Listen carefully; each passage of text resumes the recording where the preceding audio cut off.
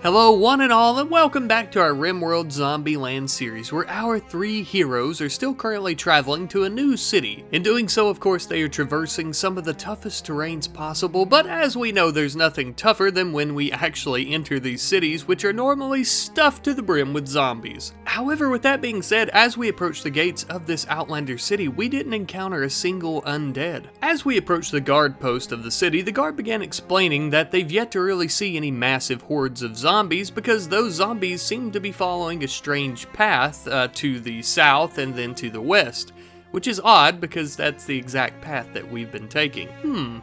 I'm sure it's just a coincidence. Anyhow though, we didn't have enough time to think about that, as we actually had zombies beginning to rise out of the ground as we were just bragging on how there were none. We tried to save the guard, but unfortunately she was quickly overwhelmed by a small horde of zombies, and other men came to her aid, but she ended up dying as they told us to flee back to a nearby camp. Said camp was full of civilians and was fairly defended. We decided to head there where we could try and help protect them, but also kind of take a load off and let the Outlanders defend their own city. It was a bit difficult to find because there was basically a maze of alleys and buildings, which honestly is a good thing. Maybe the zombies would have a harder time finding it. There were also plenty of double walls and whatnot, making it harder for them to climb over. After entering the camp, we gathered around the campfire with some civilians and began offering our services to anyone in need, but shockingly everyone here seemed to be fine for the most part. And honestly, thanks to all their turrets around the camp and throughout the city, as well as these double walls that appear to be extremely important in this mod, I think that they're going to stay fine. And although it was a bit jarring, a bit odd for us to not have to be fighting constantly or trying to provide some type of medical aid and things like that to civilians or just running in general,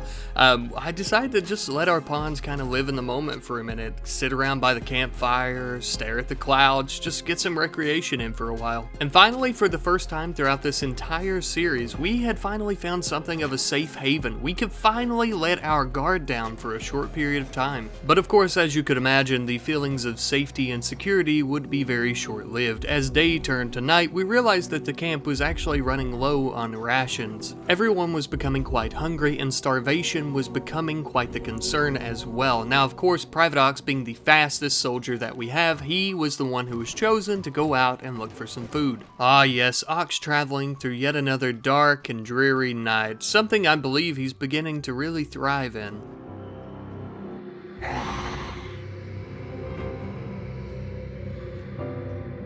Let's see, where to go? I think we should send him to the left. Wait a minute, what is that? Oh my god. It's Crimson, but he doesn't look too happy to see us.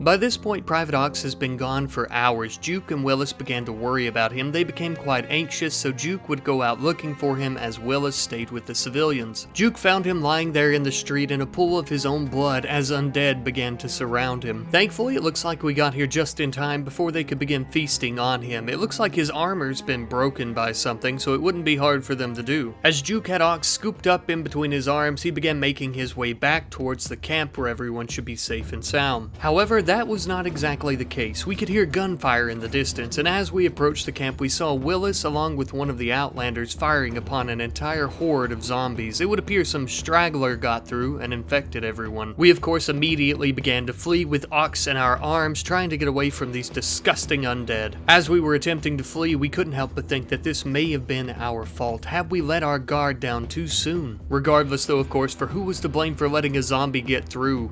All those people were already gone, and we are in this situation now. As bad as I hate to steal from the Outlanders, desperate times call for desperate measures. We began picking up weapons, clothing, and anything else that we could find that would be of use to us. And just like that, the brief period of safety and security we got to experience was over. It was us against the world once again. A world full of terrors. Luckily for us, and unfortunately for the undead lurking in the shadows outside, it would appear that Private Ox has finally healed from his injuries. Oh, that void technology sure is miraculous. We immediately rushed outside of the building into the cool summer night air, where the undead immediately noticed us, of course, and we began trying to get away from them. In doing so, we actually began collecting some weapons and whatnot that we found on the ground as well, before they got a little too close and we decided to get the hell out of Dodge. And thankfully, we all three had managed to make it out of the city unscathed for the most part. Now, with that being said though, I do want to mention that that's all well and good. We made it out of the city, nobody died. We did find Crimson, although it would appear that he's completely turned on us and is wanting to kill us,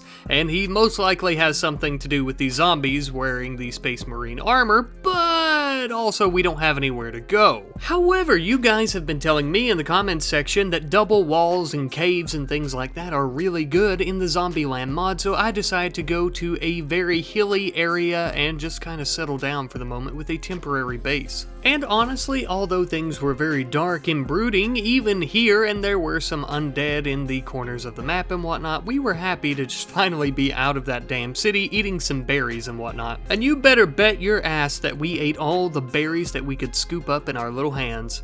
Well, everyone except for Willis. He shot this turtle to death, and then he ended up eating its corpse raw. He's becoming quite the survivalist. After we all got our bellies full though, we began entering this very narrow and jagged cave, looking for a nice place to settle down for the night where we could try and sleep at least a little bit, and we wouldn't get eaten to death by zombies, preferably. Which, because of the Fog of War mod, was actually a bit harder than it sounds, because it's hard for us to see what's actually lurking in every crevice of the cave. The very next day though, everyone began collecting some resources, most importantly of which was actually plenty of wood from the trees in the nearby area. I was going to use these to build some double walls and double doors to ensure that the undead are not just coming in and out of the cave whenever they want. Because of course, if they can come in and out of the cave anytime they want, that means they can also just kill us anytime they want. Which, once again, not preferable.